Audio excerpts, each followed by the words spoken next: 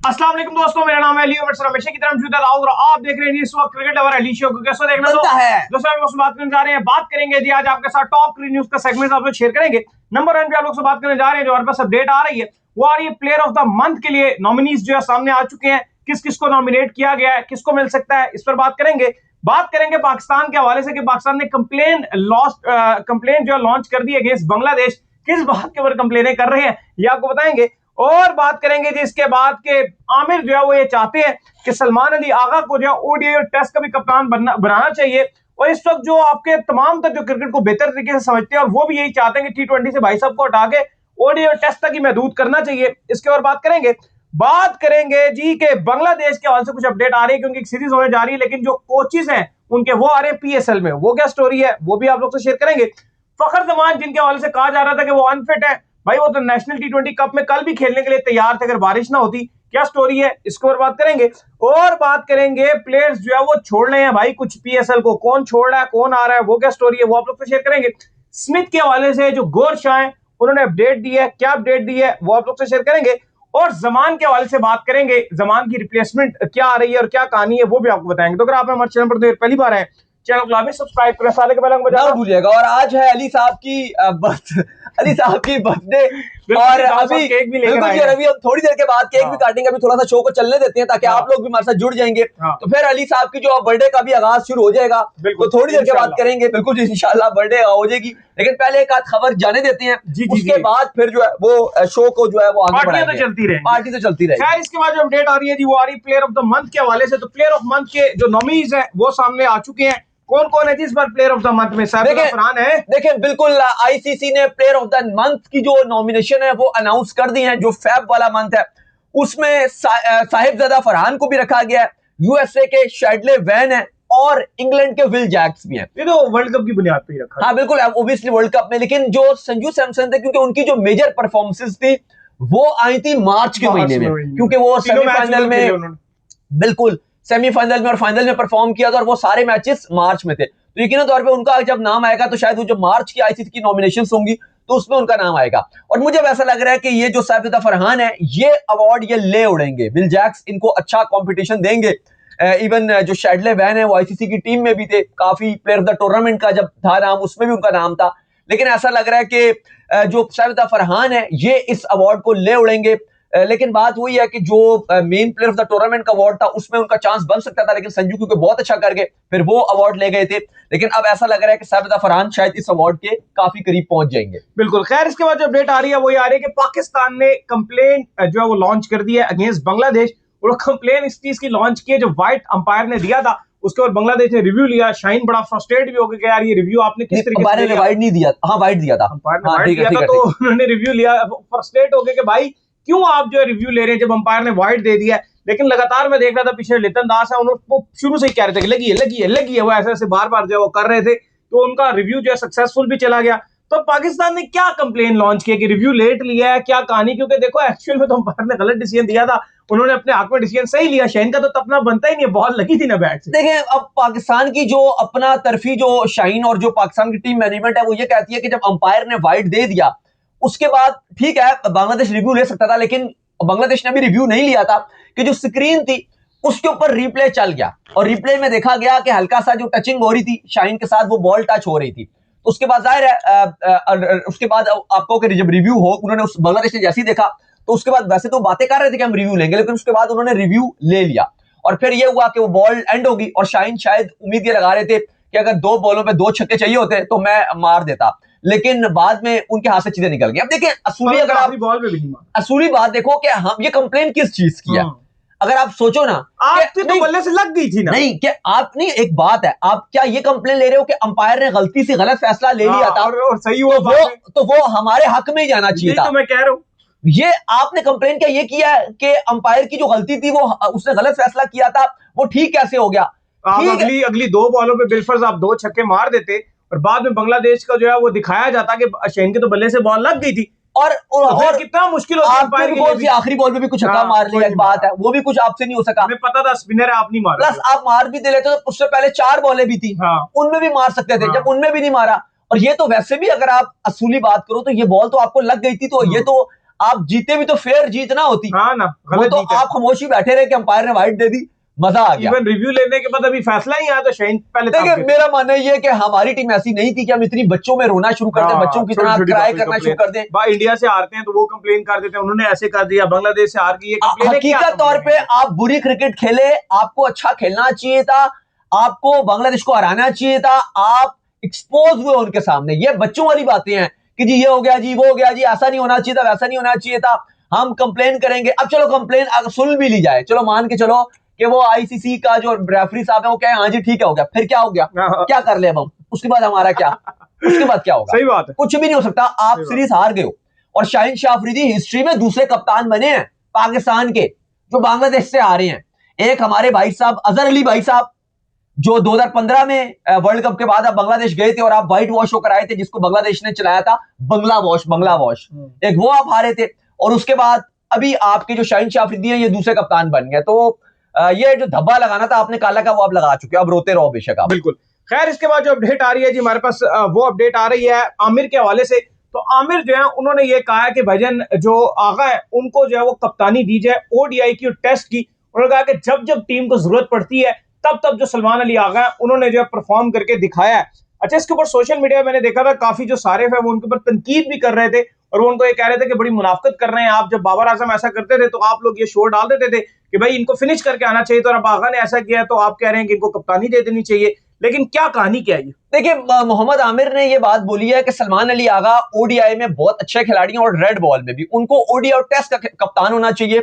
जिस तरह से जब भी टीम को जरूरत रहती है वो ओडीआई और टेस्ट में रन बनाते हैं।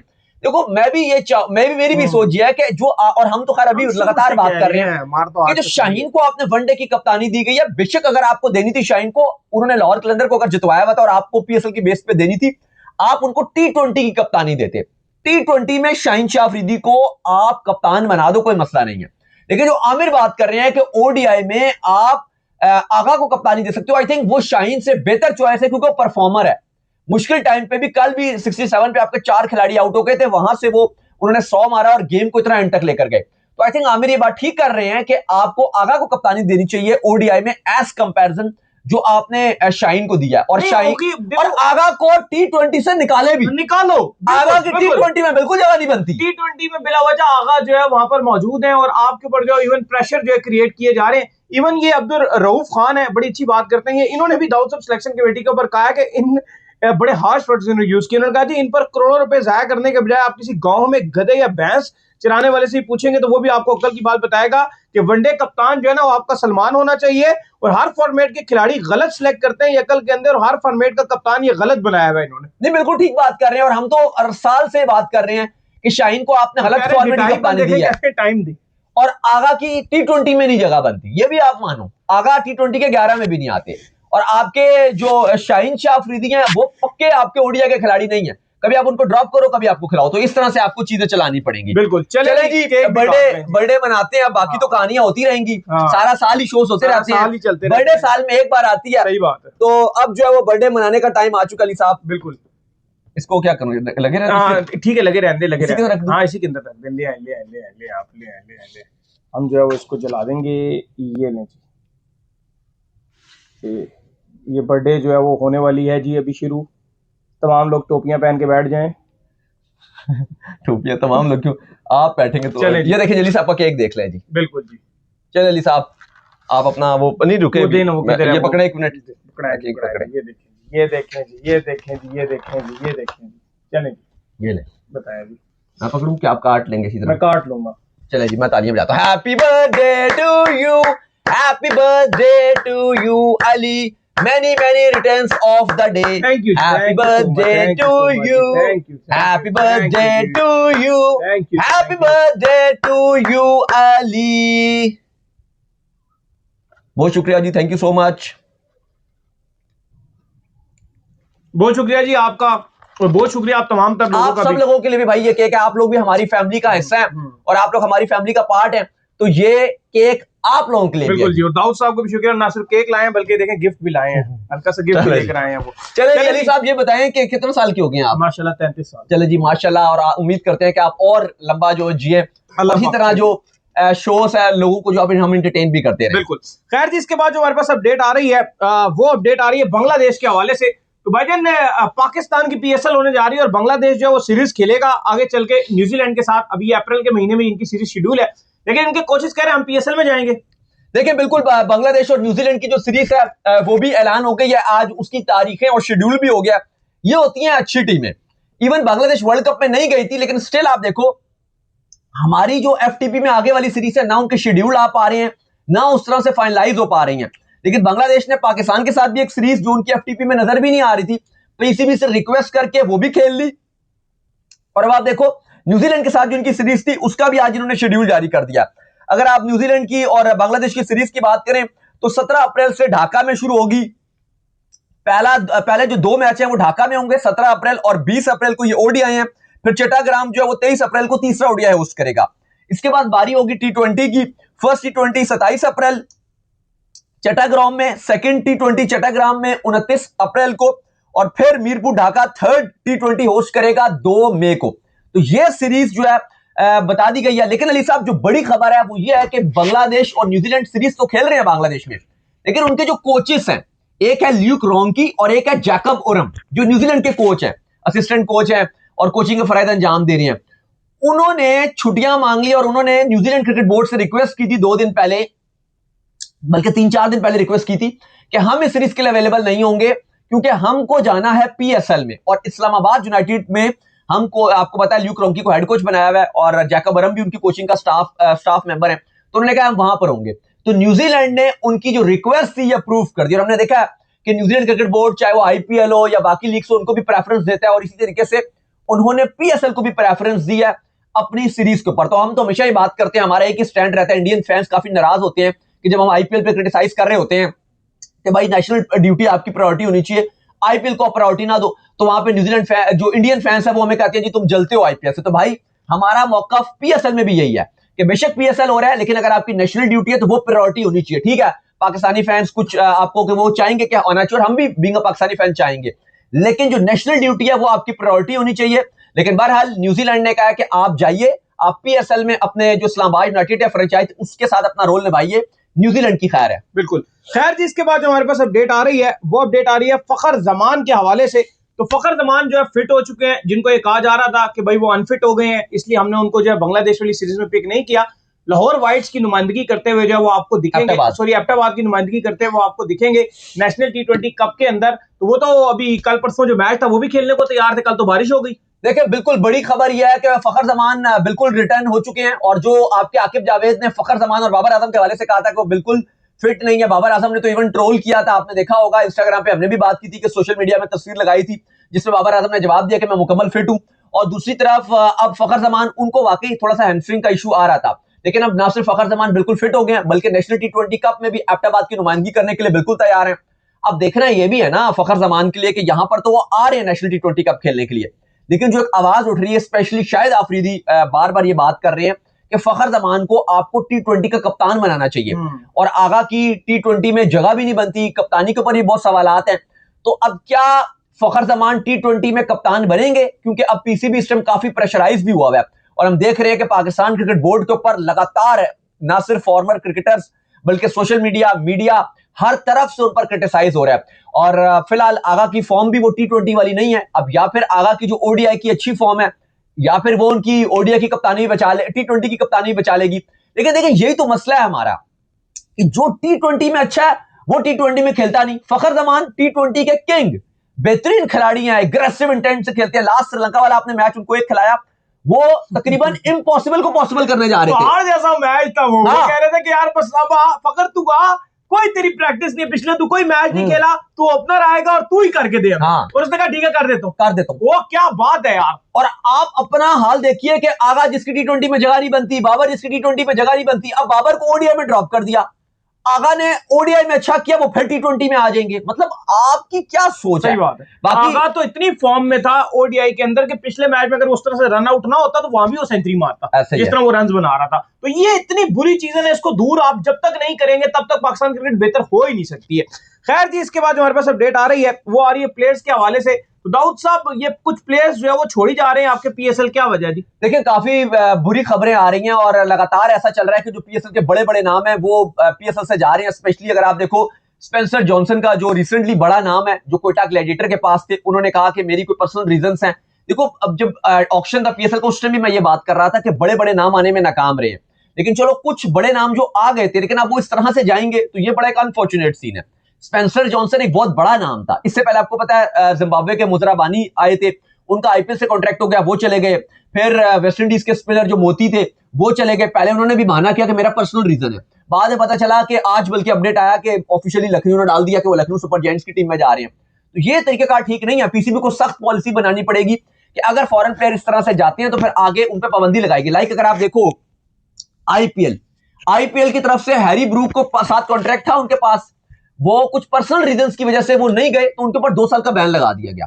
तो आपको भी अपनी पॉलिसी थोड़ी स्ट्रिक्ट करनी पड़ेगी कि ये कोई तब स्ट्रिक्ट करेंगे जब कोई बड़े प्लेयर आए तो सही ना। लेकिन ऑलरेडी बड़े प्लेयर नहीं है, कोई आ जाए तो हम सारे तालियां लेकिन बजाते हैं, वाह, वाह, वाह, एटलीस्ट वाह। आपको कोई लीगल एक्शन को लेना पड़ेगा, कॉन्ट्रैक्ट में रखेंगे। अगर आप जाते हो तो आपको उल्टा पैसे देने पड़ेंगे। बिल्कुल देखो, ना आना वो एक अलग चीज है, लेकिन ऐसे कॉन्ट्रैक्ट ले लेना और फिर मौके पे लात मार के जाना, सारे प्लेयर आपके साथ आस्ता आस्ता ऐसे करी जा रहे हैं ना। मुजरबानी ने शुरुआत की और आगे हो ही जा रहा है। अब आप देखो, अब ये चलो, अभी जो स्पेंसर जॉनसन है उनका ऑफिशियल ये नहीं आया कि वो आईपीएल में जा रहे हैं। आईपीएल को उनको अनसोल्ड रहे थे वो, लेकिन उन्होंने फिलहाल माजरत कर लिया। खैर, उनकी रिप्लेसमेंट में भी आज अनाउंस कर दिया कोयटा ने, अलजैरी जोसेफ जो है उनको डाल दिया गया। लेकिन बाकी तरीकेकार ठीक नहीं है। मोती हैं वो चले गए, उनकी जगह फिर लाहौर कलंदर ने वेलालगे जो है श्रीलंका के, उनको डाल दिया। आई थिंक वो बेटर एक रिप्लेसमेंट है, क्योंकि वेलालगे ना सिर्फ बॉलिंग में अच्छा करके देंगे, बल्कि आपको, क्योंकि लाहौर का हमने देखा है नीचे से आके उनको बैटर्स की जरूरत पड़ती है, तो वो नीचे से आके आपको अच्छी हार्ड हिटिंग भी करके दे सकते हैं। 7 गेंदों पे 20-22 रन बनाने वाले भी कैपेसिटी है उनके अंदर। तो ये हो रहा है। लेकिन बाकी जिस तरह से पीएसएल से प्लेयर्स जा रहे हैं, ये काफी तशवीश पाई जाती है। बिल्कुल।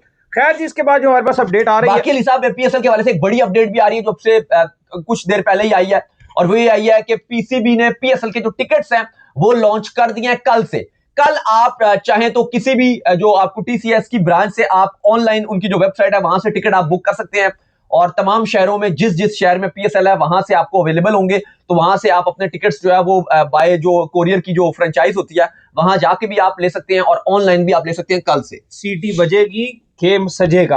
खैर जी, इसके बाद जो हमारे पास अपडेट आ रही है वो आ रही है स्मिथ के हवाले से। तो भाईजान, जो गौर शाह है उन्होंने स्मिथ को लेकर क्या अपडेट दी है जी? देखिए, गौर शाह ने अपडेट दे दिया है कि जो स्टीवन स्मिथ है, ना सिर्फ वो पूरे पीएसएल के लिए मुल्तान सुल्तान की नुमाइंदगी करेंगे, बल्कि साथ ही साथ उन्होंने ये भी अपडेट दे दिया कि 23 मार्च को स्टीवन स्मिथ लाहौर में लैंड कर जाएंगे और उसके बाद वो मुल्तान की नुमाइंदगी करेंगे। उनकी जो फ्लाइट है वो पहुंच जाएंगे पाकिस्तान 23 मार्च को, फिर ऑल टू वन सीजन के लिए आएंगे। अच्छा, इसके अलावा उनसे ये भी पूछा गया, जो हमारा भी एक सवाल था, कि स्टीवन स्मिथ क्योंकि एक बहुत बड़ा नाम है, ठीक है, इन्होंने एस्टन टर्नर को अपना कप्तान बनाया, वो नाम इतना बड़ा नहीं है, तो आपने स्टीवन स्मिथ को कप्तानी क्यों नहीं दी? तो उन्होंने कहा कि पद स्ट्रॉचर्स की तरफ से कप्तानी जो है वो एस्टन टर्नर कर रहे हैं, और एस्टन टर्नर बहुत ही सक्सेसफुल कप्तान जा रहे हैं। हम देख रहे हैं कि लास्ट टाइम भी वो चैंपियन रहे और उनकी क़यादत में टीम लगातार जीत रही है। इस वजह से मैंने जो स्टीवन स्मिथ है उनके ऊपर प्रेफरेंस दिया एस्टन टर्नर को। देखिए, वो तो कह रहे थे कि जो पर्थ की टीम है वो इतनी अच्छी नहीं थी, लेकिन आप ये मत उनको नहीं भूलना चाहिए, गौर शाह को, कि जो पर्थ की टीम है उसके जो ओपनर थे वो फिन एलन और मिचेल मार्श थे। मैं ये नहीं कह रहा कि एस्टन टर्नर बुरे कप्तान है, ये वो अच्छे नहीं है, लेकिन मुझे लगता है कि अब मुल्तान रीबिल्ड हो रही है। जब एक आपकी टीम रीबिल्ड होती है तो आप अगर कप्तान बड़ा लगाते हो तो आपके लिए बड़ी अच्छी चीज होती है। एस्टन टर्नर शायद कप्तानी में ज्यादा अच्छा कर जाए, मैं वो बात नहीं कर रहा, लेकिन स्टीवन स्मिथ एक बहुत बड़ा नाम है। इस पीएसएल के सबसे महंगे तरीन खिलाड़ी स्टीवन स्मिथ हैं। तो जब इतना बड़ा नाम आता है ना, और अगर आप उसको कप्तानी भी दे देते हो तो आपकी फ्रेंचाइज की वैल्यू उठती है। वैसे भी अगर आप देखो तो जो मुल्तान सुल्तान है, क्योंकि पहले वो सियालकोट स्टैलियंस थी और उन्होंने सारे के सारे जो प्लेयर्स पिक किए हुए थे वो ऑस्ट्रेलियन है। अगर आप इनके 4 पहले देखोगे जो ओवरसीज खेल रहे हैं 11 में, वो मुझे लगता है कि 100% चारों के चारों ऑस्ट्रेलियंस हैं। बाकी आपके 7 पाकिस्तानी होंगे और 4 ऑस्ट्रेलियंस खेल रहे होंगे, Peter Seidel, Steven Smith, Ashton Turner, बाकी भी मिला लो आप। तो मुझे लगता है कि अगर आप स्टीवन स्मिथ को कप्तानी देते तो ज्यादा बेहतर रहता। वो बड़ा नाम था, लेकिन ठीक है, एस्टन टर्नर स्किलफुल बेहतरीन कप्तान है, उन्होंने बिग बैश में अपने आप को प्रूव किया हुआ है। बिल्कुल। खैर जी, इसके बाद जो हमारे पास अपडेट आ रही है वो आ रही है जी जमान के हवाले से। तो वह जमान आपको पता ही है कि नेशनल T20 कप खेलते हुए बेचारे बड़ी बुरी इंजरी का शिकार हो गए थे, तो अब उनकी जो रिप्लेसमेंट है वो अनाउंस कर दी गई है।